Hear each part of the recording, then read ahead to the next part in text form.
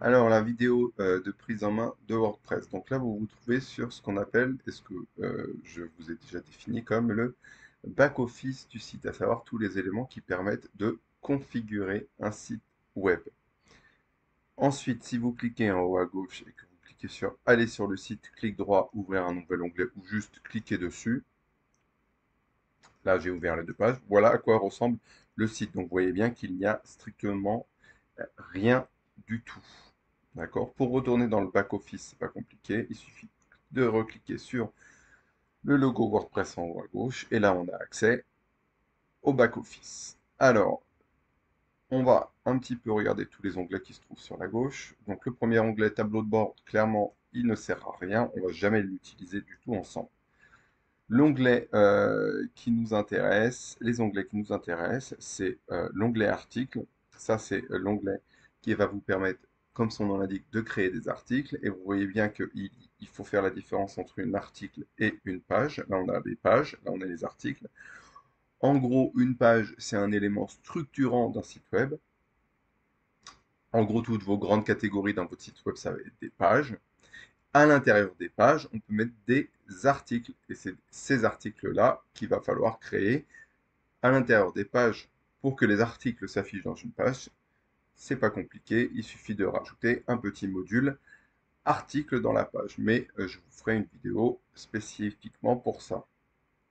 Vous avez ensuite la catégorie, l'onglet médias. Donc dans cet onglet-là, vous allez retrouver tous les médias du site, à savoir photos, vidéos, fichiers PDF, sons, tous les éléments que vous voulez mettre à disposition, tous les éléments visuels ou sonores que vous voulez mettre à disposition des visiteurs. Donc, l'onglet page, donc ça c'est un onglet également qu'on va utiliser puisque c'est à partir de cet onglet-là que vous allez créer un peu tous les éléments structurants de votre site web, toutes les grandes catégories, etc. Vous voyez bien que de base, il y a déjà deux pages qui ont été créées, dont une qui est marquée en brouillon, c'est-à-dire qu'elle n'a pas été publiée, d'accord? Il n'y a que celle-là qui existe. En gros, c'est celle que on a pu voir ici. Ensuite, vous avez l'onglet commentaires. Celui-là, il va nous servir puisque parfois on vous demande de modérer les commentaires, hein. La modération, elle se trouve ici, mais ça, il y aura également une petite vidéo dessus.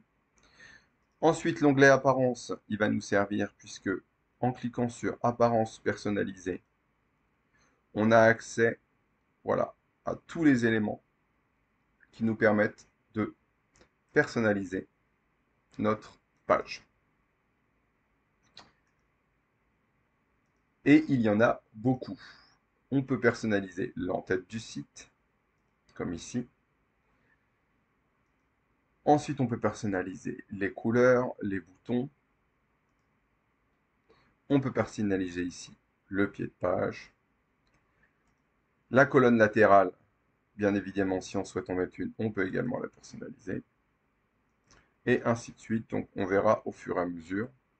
Et en effet, il y a beaucoup de choses qu'on peut personnaliser. Donc là, on clique pour revenir sur notre back-office. Ensuite, les extensions, ça, on va l'utiliser uniquement pour le référencement. Donc, l'ajout d'extensions pour le référencement.